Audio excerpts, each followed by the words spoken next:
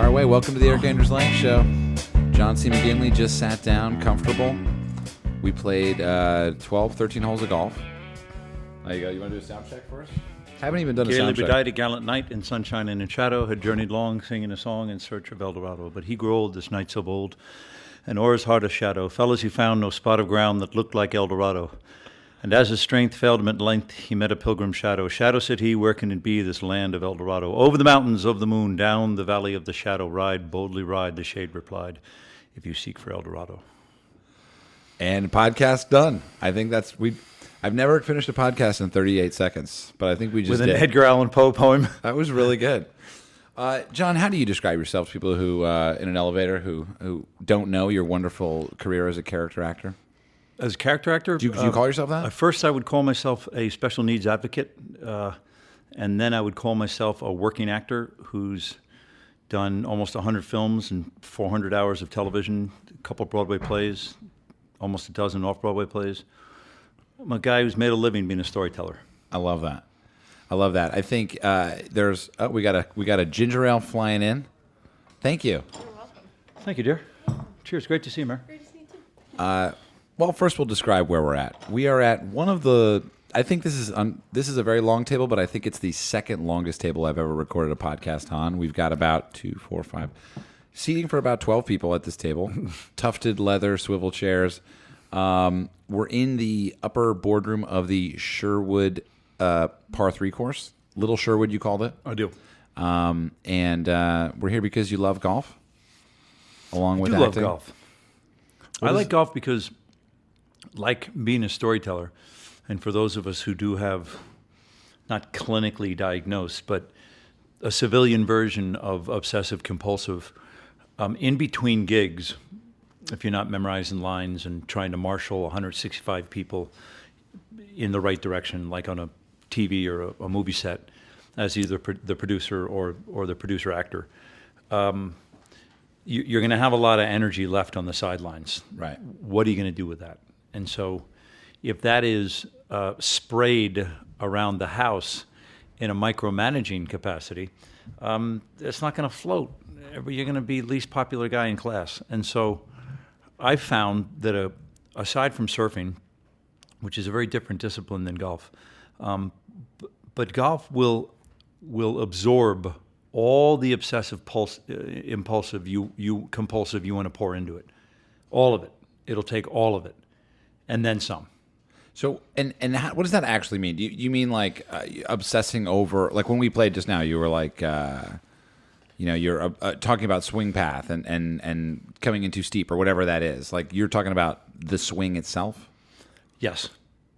That because it's such a process, the whole stinking thing is a process, and I'm largely okay with that just because I'm process-driven as an actor and as a storyteller.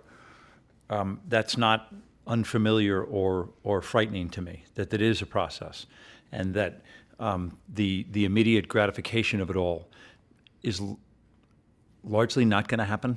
Yeah. So when did you start playing golf? I was a caddy my whole life, and so I didn't start playing golf till way too late. I would say about 15 years ago. Oh, wow.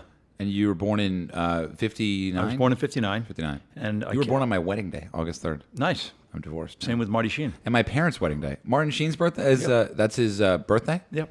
No way. And so I grew up being a caddy. I grew up first in New York City, and then we moved up and down the eastern seaboard, and then Dad finally settled in Short Hills, New Jersey, which is this beautiful suburb of New York.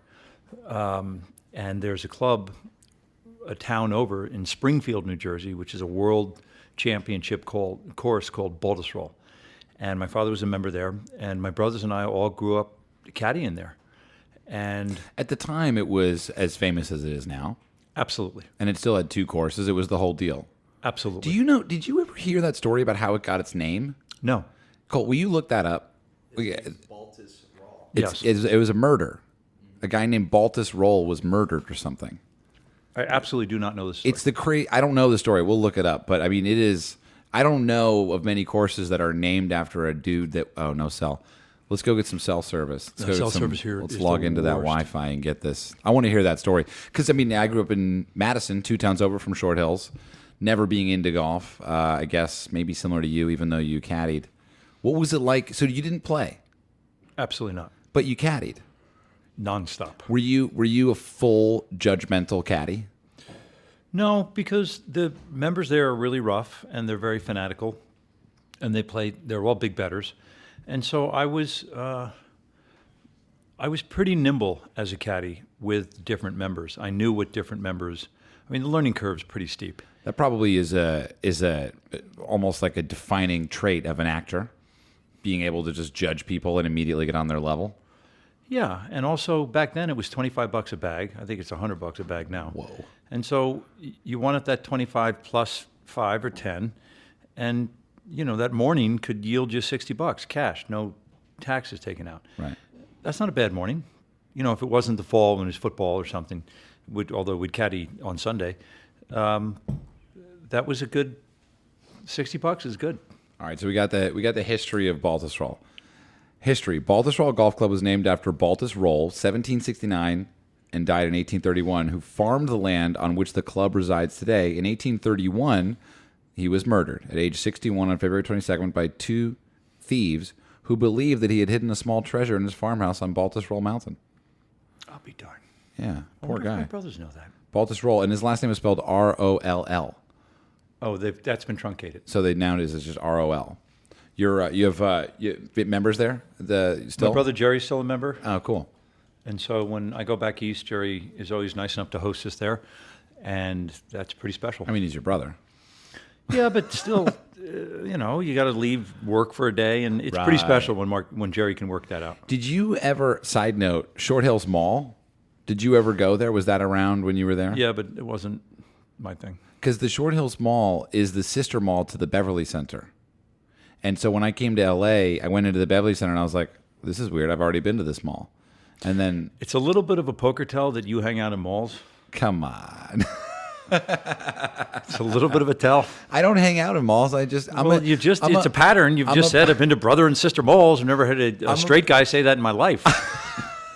So what's going on? I'm a product of, the 80s, like I'm a product of the Kevin Smith generation, Clerks.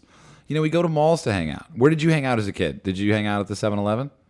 What did you do on a Friday night at 18 after caddying? Tried to get a kiss. It's what every straight guy tries to do. Tried to get a kiss. Where would you do that? Because we're talking late 70s, right?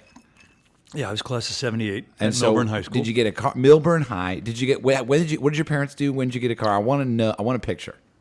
I didn't have a car. You were allowed to use Dad's car if you dropped him off at the station in the morning. Mm-hmm. He was a stockbroker. He was a stockbroker, and so that meant you were getting out of bed around 5:30 and getting him down to the Erie Lackawanna Yep. train line that went into New York and it went into Hoboken. And so if you got out of bed and drove Dad down there, you could use the car for the day, but you also had to pick him up, and that is where the phrase "if you can't be on time, be early" came from. And so, and that's in retrospect, it's fair enough. If you put in a long day in the New York Stock Exchange, and your jackass 18-year-old son can't be there at, we'll make it up, 6:15 at night to pick you up, that's not acceptable. Oh, I would be fuming. I would too. Yeah. And all you need to do is incur that wrath once, Yeah. and you were there. Plus, he had one of those old Camaros that had way too much engine in it, but nothing on the outside. Right. Just a basic outside package with maybe 450 under the hood. And the thing was a rocket ship. Well, and all the roads in this neighborhood are super. They're both good and bad, right? Yes, they're very windy and narrow and fun to drive. But You dangerous. could wrap around a tree with just in a millisecond. So many trees. But you're just caddying. So are you like? I'm just trying to picture this because I hated golf until just 7 or 8 years ago, and now it's my life. But you didn't hate golf; you just didn't care. I really was obsessed with football and baseball and track and athletics. I mean, you're a very athletic person, so you were just. I didn't equate golf with those disciplines. Of course, it is. It's close to impossible, except if you're a 7. And I just didn't. It didn't occur to me. It didn't occur to me. I just wanted to lift and get fast and be a better track and field athlete and be a better wide receiver and good enough to be crushed by Madison.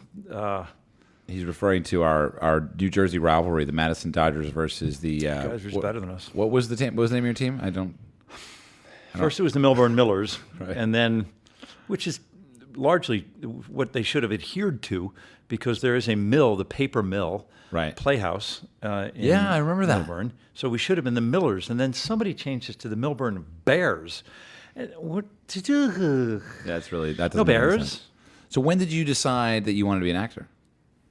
Pretty early on. Because you made me think of a paper mill playhouse. I would say by the time I was a sophomore, I went to Ohio Wesleyan first year, and when I realized at Ohio Wesleyan, I ran the radio station with a guy named Kevin Miller, and I realized I really wanted to be in a storytelling capacity, whether that was journalism or sports broadcasting. And to do that, you should be at Syracuse at Newhouse. You would have been a great sports broadcaster. I was, and but when I got there, as a sophomore, you have to all the copy that you write is for upperclassmen, Right. And so I'm writing reams and reams of copy, and it just was unacceptable to me that if I wrote it, I didn't get to say it. And so, but what it did reveal is that I really was on track to be a storyteller. And so if you want to be a storyteller, which is what I call actors, you really have to either be at Yale, NYU, or Juilliard. Right. And I applied to NYU undergrad. I got in, and I was there for 2 years. And I was there for a year undergrad, and it was too big and it was too silly. And so out of a total act of arrogance as a junior, I applied to the grad school, and they accept 2 people a year from undergrad. And the deal is, we'll take you as a junior, but just so you understand, there's an automatic attrition rate. Every year, we cut 15. Whoa. So we'll accept 45. 2 of you will be underclassmen. After 2 years, you'll get a bachelor's. But if you get kicked out at any time, you get nothing. You lose everything. You lose everything. And I was just like, well, you're not kicking me out. In fact, you're going to pay for me to come to your school, which they did. I was just like, this is how this is going to go. Right. And I don't know what that was born out of, other than I knew I had to do this. I knew what I had to do. It was clear as day. Right. And for some reason, I read Alec Baldwin's book, and Alec said that he, for some reason, thought he could do this. Right. And obviously he was right. I felt the same way. And I tell actors, I work with young actors all the time, when they come out and they tell me they have a plan B, I just tell them, please do the plan B, because it's going to be so much better. It's going to be better. What? The plan, if you have a plan B, it's going Like to going to business school? go to business school. Why? It's going to be better. No, Being it's an actor, how? because being an actor is impossible. You have a lot of friends that have failed? Sure. Because how would you characterize your outcome? Absurdly absurd. Success. Yeah, But- but that's insane. Why? Well, sure, but I mean, No, you should do something unless you have to do. I'm reminded of a story that was ingrained in my head. Up at Syracuse, the one year I was there, because it's so cold. I don't know if you've ever been up there, but the school's on a hill, and Lake Onondaga, I think, is right below it. And so it's the same as Chicago. When it freezes over, the lake effect, the wind blows across and it hits the side of the hill where Syracuse is with supercharged cold air. yeah. And so once the cold comes, you can't like go outside for a jog or do physical fitness. You have to do something indoors. So I decided I would try fighting. I would box. Right. And so I found a gym down in Syracuse, and I'd run off down the hill. And I had this guy who would, if you pay him $15 a day to let you use the gym, he'd coach you up and tell you where your elbows should be and the whole routine. And so I started to get pretty good at it, at training at boxing. Yeah. I got fast and strong. And he, about 4 months in, towards the springtime, he said, "You want to spar with somebody?" I'm like, "Absolutely." And I was about 182, And 82 is where the light heavyweights and the heavy welterweights are. It's where the freaks are. Yeah. And so think of Andrew Holyfield before he became a heavyweight. So that's who the 182s are. So you put the headgear on, and this guy, I was staying away from him for about, I don't know, 2.5 minutes or so. And then he just hit me with a body shot, just a right to my liver, and it buckled me. And I immediately knew that unless you have to do this, you shouldn't. And I feel the same way about acting, that unless you have to do it, definitely do something else. I had to do this. I had to. There was no possible way this wasn't going to work out. Whatever metric that looked like. There was an Irish willfulness that I imposed on this. And I got really lucky, and I trained my ass off and came up with a toolkit, an actor's toolkit of ways to deconstruct a script and ways to fit into a narrative, which have become indispensable. Right. So when you are, but is there some element of when you're telling people to go do the alternate? Are you also sort of doing the reverse psychology? No, absolutely not. Because don't you want them to be an actor and be successful? No. Don't you want that? No, I want them. I want them to have a fulfilling, stimulating life, instead of just being the object of rejection, what you're going to be. Even at your level. No, but on the way up. Right. When did it stop mattering to you, the feeling of rejection? After the financial windfall that was Scrubs. Right. But on the way up, So if you're selling keychains as a keychain salesman, and it's not going well, at night, every night when you get home, when you look at the man in the mirror, you can reconcile the failure by something wrong with the keychain, not wrong with you. It can be the product. When you You're the when you end all get be all. rejected as an actor, we're rejecting you. We're doing the film, just not with you. And so the reason that's tricky is that you can get really good at getting tough skin and leathery skin that can fight off rejection. However, there's a price. And if you get too leathery emotionally, you lose your loveliness and you lose whatever magic you had that made you interesting.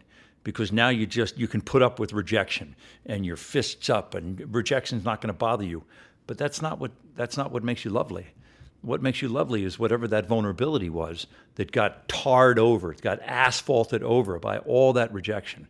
Look, when I get out of school in '84, I went right into a play. 2 weeks before I graduated, I was understudying John Turturro in Danny the Deep Blue Sea. So I had employment. But and that was $318 a week to make up John's hands and call the house and then make up June. It's a two-hander. And That's a lot of money. no, it's not. No? More than caddying. No, I was making that a night at Mary Lou's. I was making $500 a night and then paying the bar and the bus and walking with, $325 a night. Okay. So to stop working at Mary Lou's on 9th Street between 5th and 6th, right when you get off the PATH train there, I had to do it. Otherwise, and the reason I had to do it is A, I got to play, and B, you'd be de-incentivized to go to the 7th audition that day. Right. Well, you have to go to the 7th audition for Tide, Yeah. for Colgate-Palmolive. You have to go to that. Because you never know, or because it's just... No, because that's what you have to do. You just have to do it. You don't know anything. Right. You're not going to get it, but you got to grind. It sounds awful. I don't It know if I is. could do it. I don't know if I could do auditions. Well, you have to get good at them. They're just like putting. You can get good at auditions. That doesn't mean you're going to get the job, but you can get good at that 2.5, 3 minute discipline. Which is, like, what's the main characteristic that needs to be flexed in an audition? Really quick study Okay. Of the people in the room or what they want? of the text, what's on the page. Okay. And then next level would be quick study of what's on the page and what's in the room. And then I made up this concept called Elvis Dust. And Elvis Dust... Elvis Presley. Yeah, Elvis Dust. Elvis Dust. And Elvis Dust, I was Oliver Stone's reader. So when you came in to audition for Oliver, you had your script, and the person you were reading with wasn't the casting director. The 3 people in the room were the casting director, Oliver. The 4 people were the guy operating the camera, Oliver, the casting person, and me. And was this before you worked with him a lot? No, this was after Wall Street. Yeah, this is just your 2 films in. He's just like, come and hang. Yeah, no, you're not like, come "Hell." hang, come and do me a favor. And so I'm like, yeah, if you keep putting me in movies, I'll do you whatever. And he put me in 6, so it all worked out. It's a good number. And so, one better than your handicap. And so actors would come in, and I developed this concept that I called Elvis dust. And what it means is, and it's applicable to any business, but for actors particularly, actors come in the room, and a lot of times the first thing they'd say to Oliver, and I'm sitting over here, Oliver's here, I'm on the sidelines. Yeah. And I want you to succeed because I love actors. And I know how hard walking in this room with Oliver Stone is. And I'm sitting over here, and I see you come in, and the first thing out of your mouth is that you haven't had a chance to read the script because your aunt died down in Philadelphia a week ago, and you had to go to the wake last night, and you just took the train up this morning, and so all the air is coming out of the balloon. Yeah, and everyone is expecting you to fail now, or what is No, that? What happens? you're subverting everything, and I call that Pigpen. And so, like in Peanuts when that guy has the dirt that precedes him Yeah, and follows Linus? him everywhere? No, Pigpen. Oh, that's Pigpen, right? And so I call that Pigpen. And so sometimes actors bring in Pigpen, and I just cringe. And then other times, actors bring in Elvis dust, and Elvis dust is a combination of, and you can't fabricate it. If you could, it would be the gold stuff. But it's a combination of self-esteem, preparation, being in the right room at the right time, and luck. And preparation's no small part of this, but it's also self-esteem, just you're feeling just top of the world. Right. And that stuff is contagious. And I call it Elvis dust because when you bring it in, like I brought it in on 7 when I met David Fincher on 7. I had Elvis dust all over me. I don't know why. But that role of California was written for a Latin male. And the producer, Arnold Kopelson, rest in peace, who just passed, who also produced Platoon, and that's why he brought me in to meet David Fincher, to play this great little featured role in that film. He just brought me in because he's one of the great guys, but it was written for a Latin male. And I just had Elvis dust all over me. And when you have Elvis dust on you, people want to rub up against it a little bit. Right. They want to get some on them. And when actors bring in Elvis dust, it's a whole different game. It's fascinating. So, I mean, I need to ask, how does one increase their odds of acquiring Elvis dust at the right moment? You can't, other than just over-preparing and over-delivering. Because, I mean, Elvis dust, great for an audition, also great for a nerve-wracking first tee shot. No question. What do you think is the most important thing in playing good golf?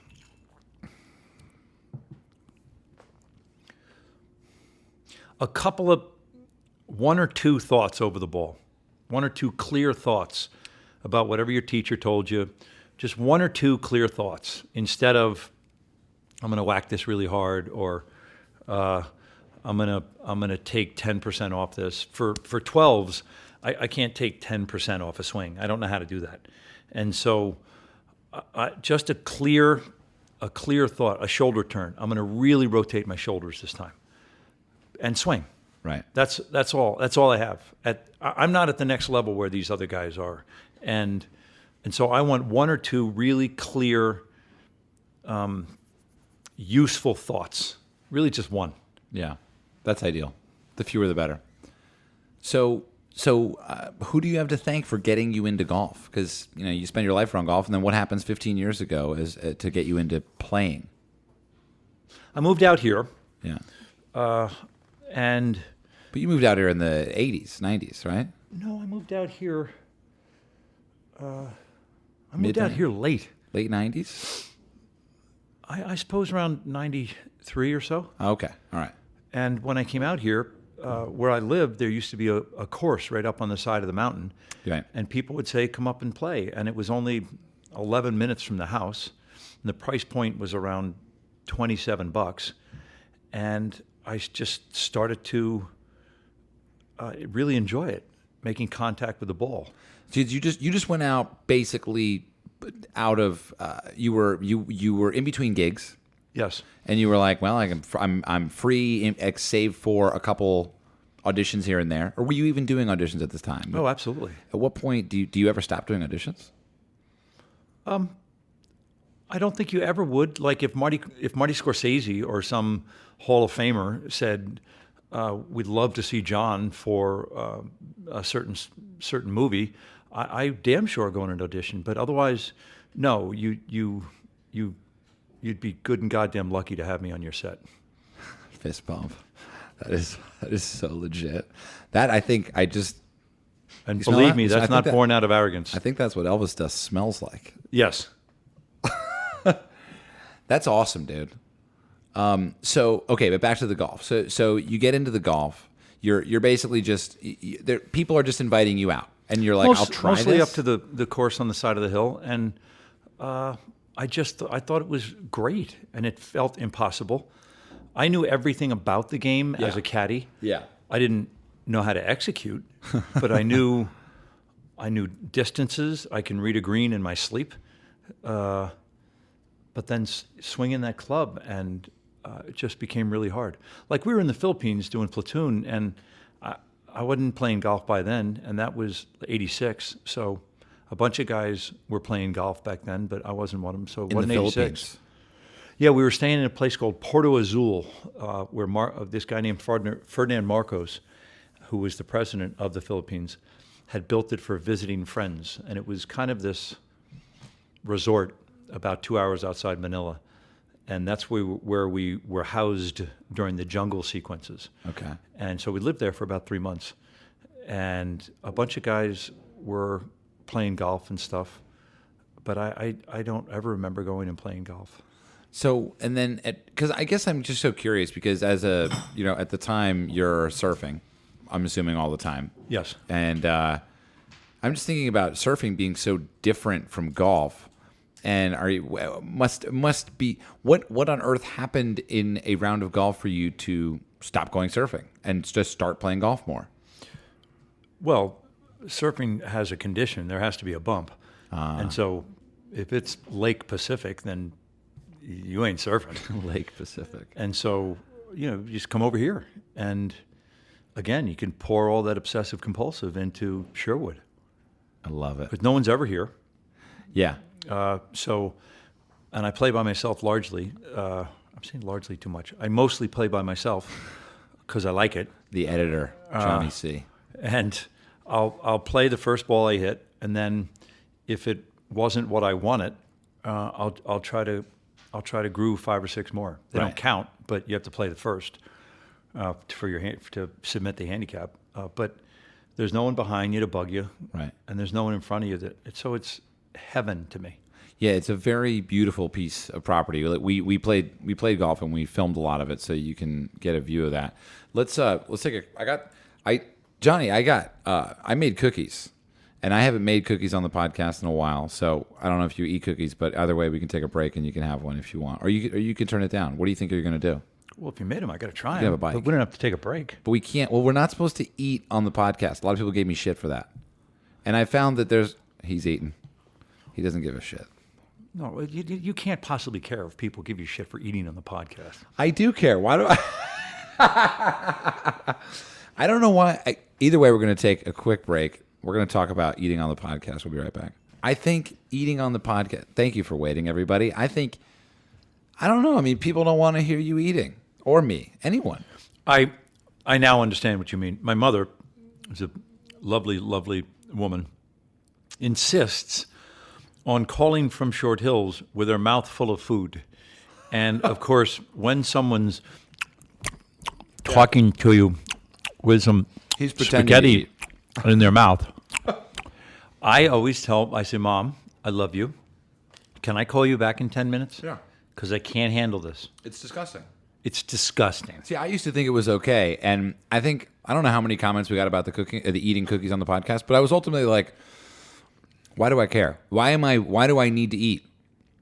I made the cookies for fun. They're actually gluten free. But anyway, I don't know why. Anyway. Did you like it?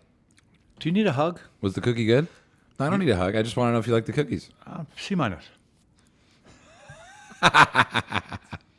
C minus. Moving on. Other hobbies? You like gardening? Yeah, and I'm also dad the driver. I like to when I'm away, I don't get to bring people to ballet and pottery and different. Max has different therapies. Max was born with Down syndrome. Yeah. And so we go to different. We used to go to different therapies. He's mostly moved on from that. But How old is he now? Max is 21. Wow. And so I like to drive people to things. Mostly because when you're in the car with me, nothing's going to go wrong as far as accidents and distracted driving and I don't know, whatever goes wrong on the roads in California. A lot of things go wrong, but everything's going to be fine. What's the car activity? Music, talking, book on Talking. tape? You hang. Yeah, What's the average duration of the car ride? 30 minutes, 30 no more. minutes. So it's a real good coming hang. over the hill. Yeah, it's great. Yeah. We came over the hill yesterday to gymnastics, and once gymnastics starts, I'll go get a car wash or go to the hardware store or do something, but or stay and watch some of it. But sometimes they get self-conscious when I stay. So the car ride to and from is great because I Right. get you trapped and we can have stories. Right. So you've devoted a lot of your free time not just to golf but to Down syndrome. You made a charity, or are you? You're on a board. I'm You're on the chairman board of the Global Down Syndrome Foundation in Denver. Right. And I'm also global ambassador for the Special Olympics, and it's our 50th anniversary this year. Wow. And so November 30th, I was invited to go down and give a keynote address in Washington, D.C. at a big black tie gala. And so I wrote that piece the other day. And How long is it? How many pages? I was supposed to fill 20 minutes, and Whoa. which is, I don't know if you've ever tried to do that, but it's a lot. That's a lot. And so, what is that going to look like for John the actor versus John the activist? It's really easy to come from truth as an activist for me. And so if I start to share stories about what our needs are and how when people use the word retard and retarded, which we call the R word, You have a big fight against this word. well, we have a campaign called Spread the Word to End the Word at Yeah. the Special Olympics, crafted by the athletes at the Boise World Winter Games 10 years ago. Self-advocates who got together. A component of every World Games is a youth leadership conference, and so it's 200 self-advocates, which you have to almost wrap your head around. It's people with challenges who have the wherewithal and the capacity to advocate for themselves. And so we had athletes from around the planet, from South Africa, from Australia, from England, everywhere, and they were tabling different issues that they found objectionable. Right. And the consensus was they were sick and tired of being called and being subjected to the put-downs of the R word. And so we started to craft a campaign around it. Because that's the most offensive thing you can say to someone with a disability like that. Well, I don't know what the most offensive thing is, but it certainly puts down a population that has never done anything to anybody, and is for the most part just trying to get through the day. And so when you use that language, the most heinous part is that there's no consequence. You're saying use that language like, as in to describe something that doesn't make any sense. You would call it. No, so in other words, if you say, "Boy, Eric was sure acting like a retard," so that perpetuates a negative stigma Right. about a population that de facto is less than. Right. Oh. Well, that's not fair. And the reason it's not fair is because that population can't return serve. So in other words, if you use the N-word, or if you put down the gay and lesbian community or the Jewish community and say that you're acting like a pejorative word for those groups, Sure. there will be a tax, a TAX. There'll be a consequence for your language. Yeah. When you pick on our group, if you knowingly do it, it makes you a punk-ass coward because you've picked the perfect group who can't return serve. And so I want to be the guy who maybe marshals some consequence. Well, I'm down to do this with you. I'll be honest. I've used that word. I don't know how I've used it, but out of I don't know. I guess some people say it and you get used to it. Some comedians use it and you're like, well, I can call things retarded. That Right, but you don't can make also any do that sense. with black people or Italians or Latins, and there's a consequence. Right. And so I guess You put down black people, there will be a consequence. well, and there should be. I think. Well, that- as there should be for the special needs community. yeah, and I agree. I mean, I think it's just So what I do, the entrance in there. you know what? Here's one of the things that's kind of interesting is that no one's ever asked me not to use that word. It's just on my conscience to figure that out, which I don't know. I guess I'm glad we're sitting here. Well, when I teach at UCLA and USC to the screenwriters the grad screenwriters every once in a while, and sometimes one of the topics we table is, isn't there a better way to say what you're trying to say in your script than using the R word? Is that in fact lazy writing? Oh, because if you must you must run into this word. Oh, nonstop. Now Professionally. that I'm tuning your ear to it, it's all you're going to hear. So when you run into the word professionally, are you like, are you fucking kidding me? No, what you my just- my you just question have to- is there a better way to say that? And Then the answer 10 out of 10 is is always yes. is say what? And I say the words Whoa. retard and retarded.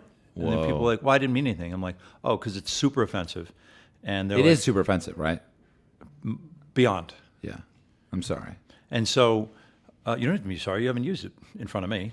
And so what I encourage people to do is ask the person using that language, is there a better way to say what you just were saying?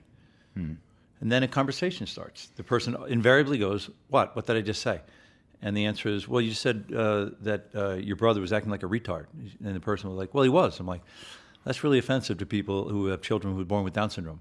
And they're like, oh my God, I'm so sorry. I'm like, you don't have to be sorry. It's just, now that you know, it's really offensive. First one's free. First one's free. And that's how you operate.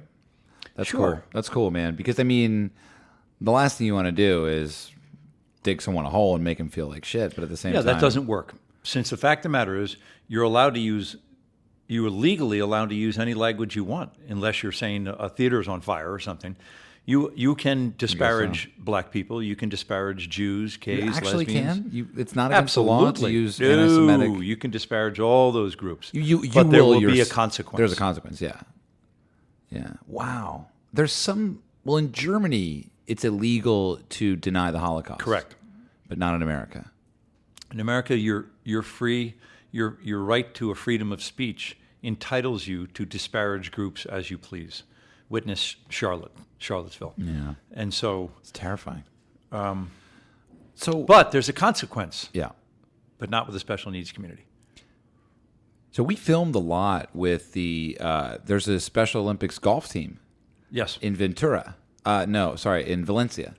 And I filmed with them. We should actually find that footage. We have it somewhere. We didn't use it, but we filmed with them. I went to a tournament with them. I played golf with them at the Valencia Country Club. I've never been there. Oh, yes, I did. I shot there once. Yeah, it's the one on the flats by the 5. I know where that place is. Can you give me some? There's a Valencia TPC. TPC. Yeah, that's nice. We didn't play there. I shot there once. Yeah, we should find Never this played footage. there. There's some really good footage from there. And I mean, we just had the best time. And you know, I interviewed the coach of the team, and I said to him, I'm going to improvise here because I can't really remember what the conversation was, but it was very poignant. I said, what is the hardest part, right, for you? And he said, it's watching other people treat the kids differently. Right. You know what I'm talking about? Of course. Because, I mean, all they probably want to be is the same. Or I guess I'm like, can you elaborate? I guess what I'm wondering. Well, we talk about inclusion and elevation all the time. And to be included is really what we most prize. So in other words, when I was growing up, As any human, you mean? of course, Right. and in the special needs community, we really cherish being included. And then if the bonus is to be elevated, not only to be included, but to be elevated into equality, not necessarily just included, but to be equal, that's heaven. And it rarely happens. So, I guess you must have, or you have 3 kids. I do. Are you full time with all of them? Yeah, Max goes between his mom's house and mine. Right. So I guess with Max, what is like the memory of your relationship that sticks out the most? That might sort of include people in your world of what's happened since the day he's been born and sort of the mission you've gone on. The two funniest things that Max McGinley has done that are immediately accessible to me is that he works down at a Starbucks down in Santa Monica now. And he's kind of a utility infielder slash greeter slash whatever you need. And he has a shadow who helps him. And we have spent thousands and thousands and thousands of dollars on elocution and speech and enunciation, because that's one of our biggest challenges. And by virtue of saturation exposure to the Latin community at Santa Monica High School and our housekeeper, Max only speaks Spanish at Starbucks. So people come in, which is the single greatest thing I've ever heard. People come in and he'll say, hola, señorita bonita, ¿cómo está? And I'm like, what did you just say? Hasta luego. What? You what? There was one? Right. It's the greatest thing I've ever heard. Right. And I think he got it from a really stunningly amazing Latin community at Santa Monica High, which must have imprinted him and impacted on him in a really positive way. And Maria, who works for us, only speaks to my two daughters in Spanish so that they'll be bilingual by exposure, and it's working. And so Max has picked up on that. And so at Starbucks, he speaks Spanish, which cracks me up. It sounds really interesting. I mean, it sounds really, I could just see it. I could see it being funny. The other one is that for the first 10 or 11 years of Max's life, when he'd get on a plane, he had a gag response to it. He would throw up. And so you do that 2 or 3 times, and you're like, okay, we're not flying. And so life was mostly up in Ventura County, Santa Barbara, down to San Diego. That's where which is fine in the car because you can go down to, there's all sorts of things to do in San Diego with a kid, from whatever you can think of, from Disneyland to the aquarium to the zoo to up in Santa Barbara. So it's great. But then one year, Thanksgiving was back in Jersey, and it is every year, but I was like, no, come on, we got to go. We got to figure this out. And so I said, okay, to Nicole, my wife, I said, well, Max and I are going to sit up front in first class, see that if that's okay. And Max and Nicole and the baby, Billy Grace, would sit in the back because the baby, it didn't matter with the baby. And so Max and I got on the plane, we took a left, and we got up to the first class, and he was not gagging. And so I'm like, wow, this is great. And so we had every toy on the planet, from a Wii to a DS, whatever you could think of, dolls, anything. And so we get over Chicago, and I'm like, oh, darn, this is going great. And I said, you know what? Let's go back and say hi to Nicole and Billy Grace. And so Max and I get up, and as soon as we go past the coffee station into coach, 2 seats in, Max turns to a baby in row 12 and just throws up all over the baby. So we turn around. I apologized to the woman and the baby, tried to help. I brought Max back up to first, put him down. Couldn't have been happier. And so all I can think in my brain is that when you get to see St. Peter at the pearly gates, and you know, Max finally gets there after you, and I go, what was it, the throwing up on the plane? And Max would be like, I just wanted to ride in first. I didn't have a problem flying. Yeah. It's just first class is better. Coach just makes me nauseous. What can I say? It's the most genius play. I hope that's the play. It would make me so happy if that's the play. It could be, and maybe there's even a play to the Spanish at Starbucks. There could be even something there that we can understand. That'd be great. It makes me really happy. He's like, I didn't really want to answer any questions. Right. You know? And Spanish people just, you know, they just hi bye. It's great. What do you think is, you know, you spend a lot of time playing golf when you have time. I do. What do you, I know kind of what you get out of it. What has it given you, do you think? I go to play golf with my brothers in Ireland it used to be spring, now it's late summer. It used to be with my father, which would be the foursome. It'd be my father, Jerry, Mark, and myself. And so what it's given me is a fighting chance against two golfers who are much better than me. And that is beyond satisfying. To be in the hunt. Right. So that's what being able to come to Sherwood and grind away. So that when I get to Ireland, I have a clue. I have one or two of those swing thoughts, working with Jerry Allen, the pro here, who's a great teacher. I have one or two swing thoughts that can keep me in a skins game with Jerry and Mark. That's And believe me, being able to be in it and relevant is much more fun than being OB and you're hitting three. yeah, that is a very hard way to play. How do you even deal with that? You know, because playing bad golf is harder than just not playing golf. You had mentioned it out on the course, and it's something my brother Jerry and I talk about all the time, is managing expectations. So on almost every hole there, bogey's pretty darn good. Yeah. And if a par happens, you're definitely getting a skin. And if birdie happens, that should be great. Yeah. Because they don't happen that much. You and I had two birdies today on a par three. Yeah. I think birdies should be allowed to be great Yeah. and not, wow, that was really fun. Not that was really fun. It was extraordinary. It was pretty incredible. If you take other things off the board like eagles, and eagles are not going to happen, not in Ireland. It's just not. Right. And you're not going to hole anything. And so a birdie, that should be just incredible. Right. And that should fill your cup. And then if you're it's funny you said that on the course. I haven't stopped thinking about it. Also in the special needs community, we kind of trade on managing expectations. What do you mean? Trade. That's how we butter our bread. You have to manage your expectations. Your expectations, my expectations for Max are one thing, and then what Max chooses to do are another. So we got to meet somewhere. And so unless one manages one's expectations, it's going to be an exercise in frustration, and that's not fair. Not for someone who's trying their hardest Right. and getting through the day. And guess what? Sometimes that's great.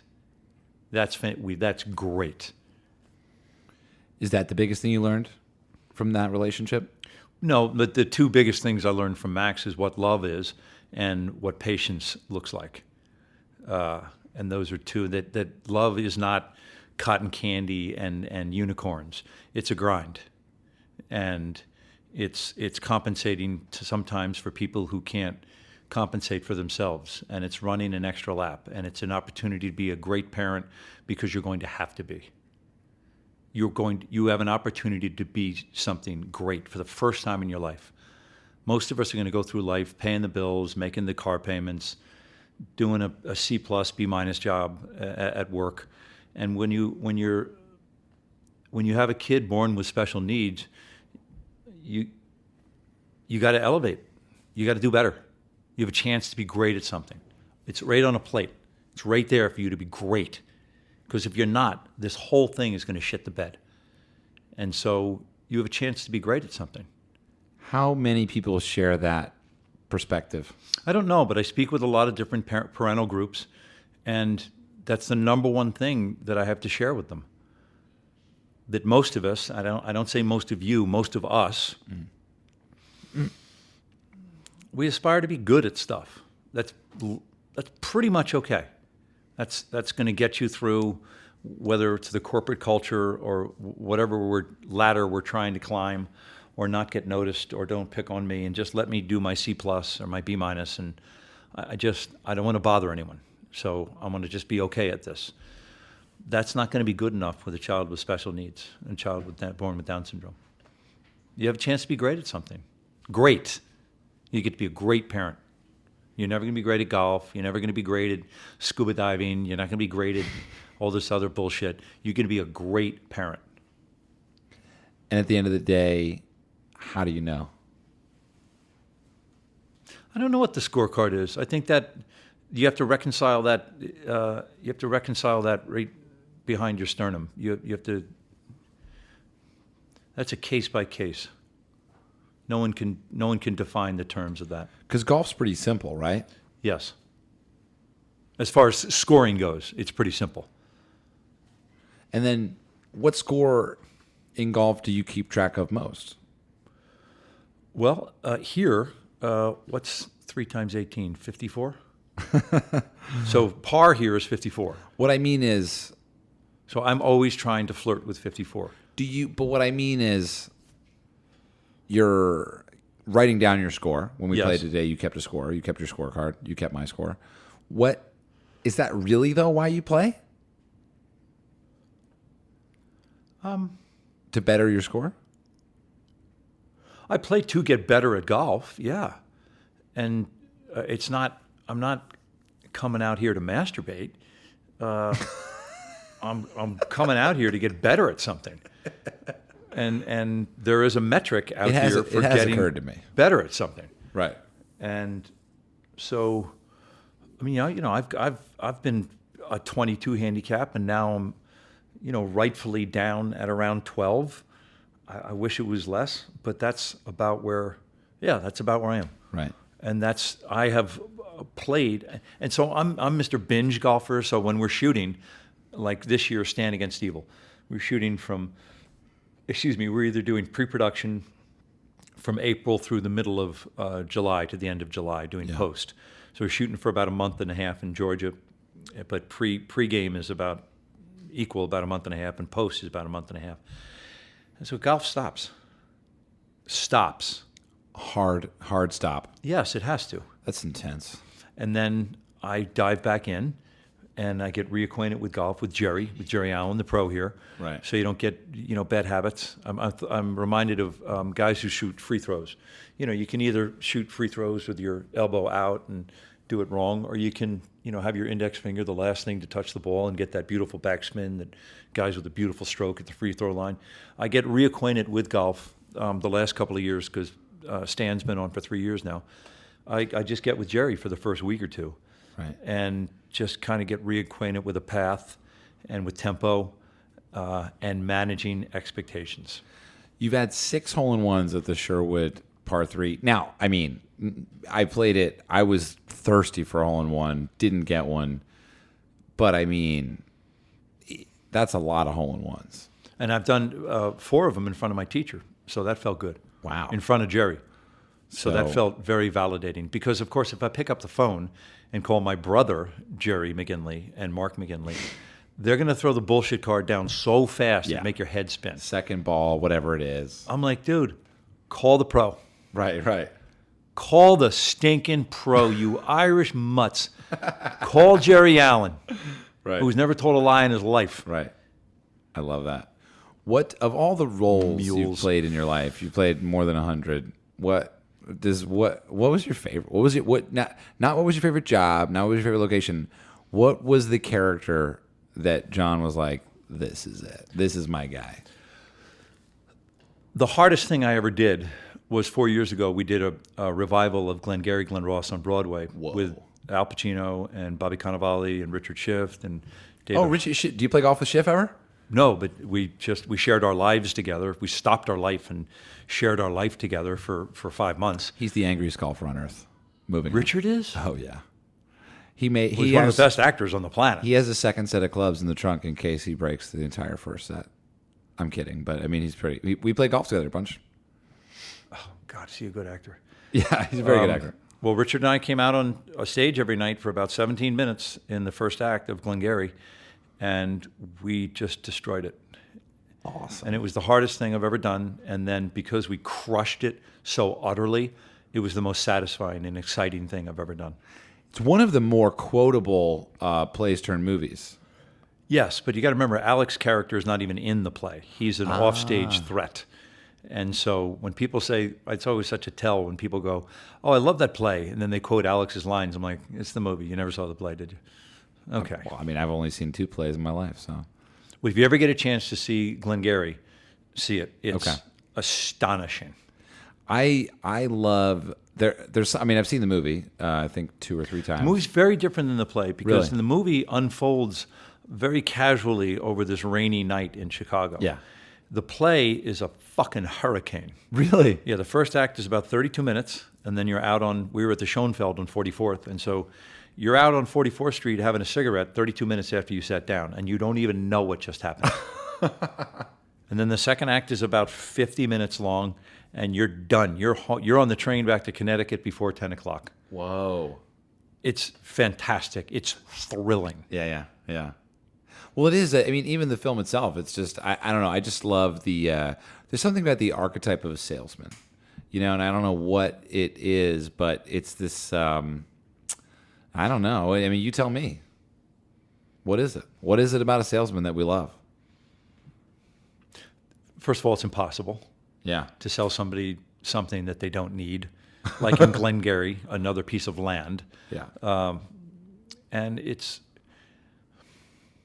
I think, really great salesmen, of which my father was, Really? in the capacity of stocks and bonds, and managing people's money. You have to employ every shred of imagination you could possibly muster, and maybe you don't have that much imagination, so you're not going to be that great of a salesman. But there's some magic to it. There's some chicanery.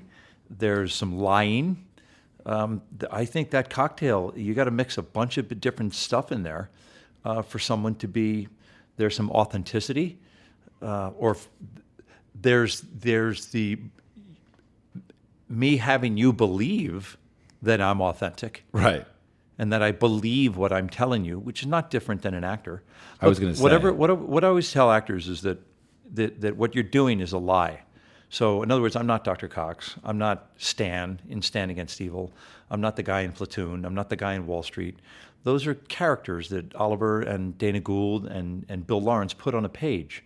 And so if the actors can find a way to reduce the profundity of that lie, whether it's going and trailing at a hospital for 3 weeks and becoming at least familiar with what goes on in a hospital so that the actor can then take that leap and again reduce the lie.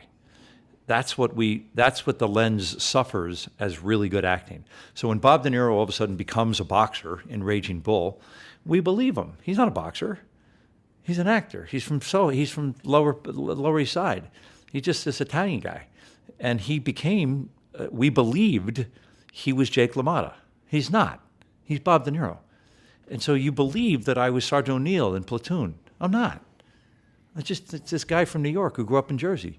And so if there's some way, so Oliver put us through that 3-week boot camp in the Philippines so that actors could reduce the scope of that lie. And that's all the lens sees, is you reducing that lie. And then if you can add your truth to it, to the lie, it reduces it even more. And so we believe you even more. And that's all you're doing, is you're just trying to reduce that lie to just a little bit. It's still a lie, but it's just, the lens only sees a little bit. And that's the trick. And when actors can do that, however they do it, everyone has their different processes. Then all of a sudden storytelling becomes super engaging. I'll be honest, I got kind of sad when you just told me that you're not any of these characters. And No. I'm not an idiot. I know you're not. I know what you mean. I know you're not. But there is, it's, well, I guess I'm different, right? Because for me, I host a show where I go be me. I'm not entirely me, but I'm a lot me. And I go here and I'm like, look, I'm interested in this. Let's go look at this. And so if someone comes to me and they say, oh, I love that show, I say, thank you. That means a lot to me. But if someone says, great job on stage the other night, is it really not you? It's your body. Well, I remember reading a really interesting art. Those great, when we were growing up, I don't even know if they do them anymore, but when we were growing up, the greatest interviews, written interviews, were the Playboy interviews. Yeah. You know, they the were one really with good. Brando, the one with Dustin. They were like the best interviews. And I remember reading one that Malkovich did, and John was saying, I've met John through the fourth McGinley, John Cusack. I've met John Malkovich through John a couple of times now. And John talked about, and at the time there was this big argument about Stella Adler and Lee Strasberg, the two different schools of method acting in New York. And of course, Malkovich was from Chicago and not really a part of any of that New York scene. And he drew a distinction between, and this is not semantics, about either becoming the character, which De Niro had kind of really been on the tip of the spear of, whether it was Jake LaMotta or and Dustin becoming Thanks, Trevor. Right. in with Cruise in that movie, where he really became that person with challenges. Rain Man. And Rain Man. Yeah. We believe Dustin had challenges. Right. And Malkovich, so they were becoming the character. And Malkovich said, I invite the character to become me. And I found it so interesting. And the question was, well, what do you mean? And Malkovich's answer was, well, I know me better than anyone I can go study. So if I'm going to go study a doctor to play in a movie, I just really want to know how to handle the props. And then John Malkovich, know me and the college of eccentricities that I have roaming around in here better than anyone who I could ever possibly try to become. And I ascribe to John's school of that. I invite people to John McGinley. And if I can pick up a few eccentricities at boot camp with Oliver in the Philippines about being an infantryman, then great. But I'm inviting Sergeant O'Neill in to be John McGinley. Again, that's an ass-backwards way of reducing the lie. Oh, okay. Yeah, I'll buy that. What character do you think and we can finish in a second, but what character do you think is the closest to John C. McGinley that you've played? I guess just by virtue of fatigue and length of run, Dr. Cox would be, just because we did almost 200 episodes, and so what's interesting with actors is when they get tired, those tics and those really interesting things, that limp that you came up with in rehearsal, or that whatever that thing you were going to do with your face, around hour 18 on a set in year 6, that stuff starts to dissipate. And a lot of improvisation for your character on that role. No. Well, I read a lot of the subtle back and forth jokes were more or less you made those up. No, just transitions out of scenes. Okay. I would Billy Lawrence, who wrote it. You got to remember, on Scrubs there was 2 rooms of 7 writers who would leapfrog every episode. Right. And then Billy Lawrence, who was the executive producer, would ride roughshod over each episode, and because it was his vision and he was in control. But the people who are populating those 2 rooms of 7 people all went to Harvard, all were editors of the Lampoon, all were incredibly gifted men and women who have climbed the uppermost tier of that writing in Hollywood ladder. And so what they put on the page and gave to you for episode 7 of season 2 was really good. And it had to be, because there's no time on TV sets, none. You have to pretty much say what's on the page, because we gotta go. You're going to shoot 11 pages today, and we're going to do the same thing tomorrow, and the next day, and the next day, and we're going to shoot into Saturday morning, and because we're going to get behind. And so my point is that you can add some of your own flavor, which is improvisation, at the end of the scene to get us out of the scene as a transition. But you really got to connect the dots with what you were handed. And I'm kind of a stickler about that, because especially on Stan as the producer, there's no time. And Dana Gould, who's the executive producer on Stan, he ran the Simpsons writers' room for 10 years. Right. So that pedigree is indefatigable. You can't touch it. You're going to want to say what Dana wrote on the page. And our ensemble has some unbelievably gifted improvisational actors, and I want them to bring their flavor. But after they've said what Dana wrote, Yeah. and I'm a little pragmatic about it, dogmatic about it. I really want you to say what's on the page, because the show, just like Scrubs, a half hour of television is 21 minutes and 35 seconds.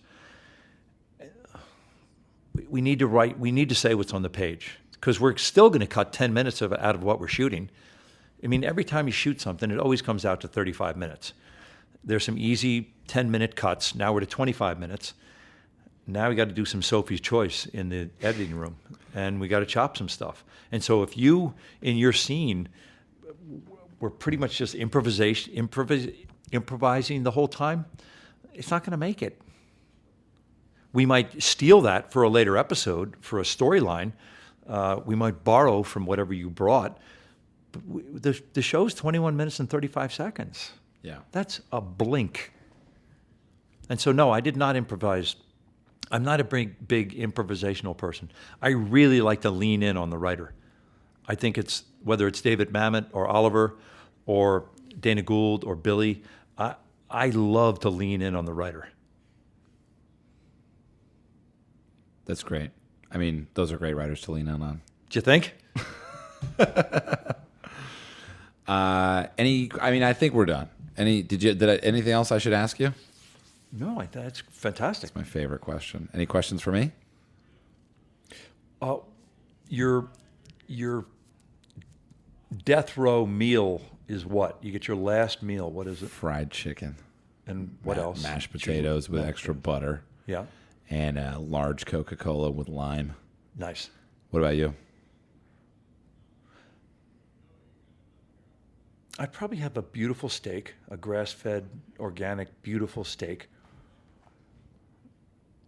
with some fries, maybe some asparagus, some kind of beautiful red Montepulciano, delicious Tuscany red, a big fat joint like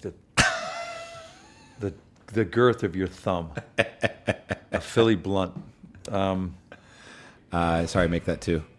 And I'm not a big dessert guy, so I'm going to get killed. So I don't know. Probably have what do they make up in Northern Ireland? A black bush on the rocks. Oh, that's good. That might call it that might do the trick. You know, after hearing yours, I'm going to change mine. I'd like to have a kilo of cocaine. Right, of course. And probably I don't know, a couple things of heroin, and then probably just a prostitute, and then I'm good to go. Is that bad? It's your last meal. It's my You can have whatever you want. We're going to kill you in 35 minutes. Yeah, so, I mean, fried chicken all of a sudden seems way less interesting. Yeah. Yeah. Thanks for being on the show, John. Cheers. Appreciate it. See you in the shower, everybody. Hey, gotcha.